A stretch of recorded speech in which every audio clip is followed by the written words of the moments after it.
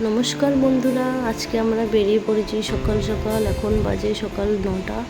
আমরা আজকে আমার মেয়েটাকে নিয়ে কৃষ্ণনগর যাচ্ছি, কারণ ওর একটু শরীরটা খারাপ আছে। তখন দেখতেই পাচ্ছ যে আমরা বাসে করে বেরিয়ে পড়েছি তিনজন। তোমাদের বাসটা ছেড়ে দিয়েছে, আমরা বাসে করে বেরিয়ে পড়েছি।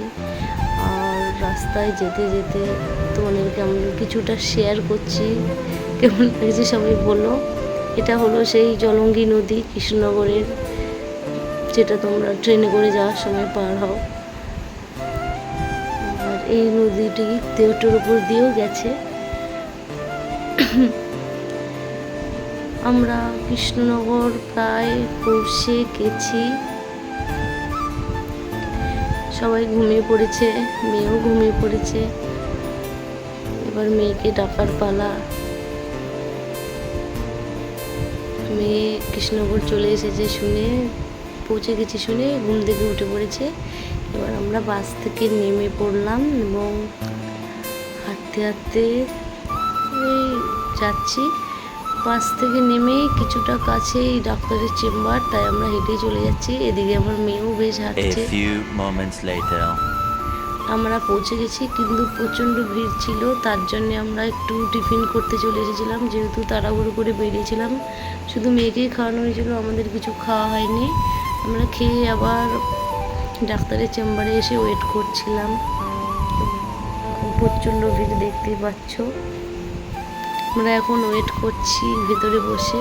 ডাক্তার দেখানো শেষে আমরা আবার ফিরে আসলাম, বাসে উঠে পড়লাম আবার। এটা হলো কৃষ্ণনগর বাস স্ট্যান্ড। আমরা বাসে উঠলাম, এবার আমাদের বাস রওনা দেবে। তো তোমরা সবাই কেমন আছো কমেন্টের মাধ্যমে জানাবে, আর ভিডিওটি কেমন লাগলো একটু বলবে, ব্লগটি। বাস আর একটা কথা, হ্যাঁ, আমরা বাসে করে আসার সময় বৃষ্টি শুরু হয়ে গিয়েছিল। তো দেখতেই পাচ্ছ, দেখতে কিন্তু খুব সুন্দর লাগছে পরিবেশটা।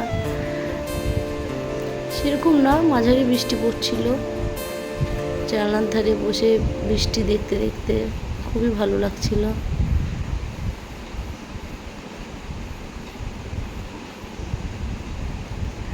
আমার মেয়ে তো বাসের মধ্যে ঘুমিয়েই পড়েছিল, ওকে নিয়ে কোনো চিন্তাই নেই। ও পুরো রাস্তা ঘুমোতে ঘুমোতে এসেছে। ও যাওয়ার সময়ও ঘুমোতে ঘুমোতে গেছিলো, আসার সময়ও ঘুমোতে ঘুমোতে এসেছে। খুব সুন্দর লাগছে দেখতে বৃষ্টির মধ্যে। তো আমরা বাস স্ট্যান্ডে নেমে পড়েছি, আমাদের যেখানে বাড়ি বেতাই, এটাও বেতাই হাই স্কুল। আমরা নেমে পড়েছি, ওকে ওর বাবা কোলে করে নিয়ে যাচ্ছে। তো বাজারের কাছেই আমাদের বাড়ি। গাইজ, আমরা এখন বাড়ি চলে আসলাম। তো আজকের ব্লগটা এই পর্যন্তই। টাটা, দেখা হবে অন্য কোনো ব্লগে। টাটা দিন তো মামা।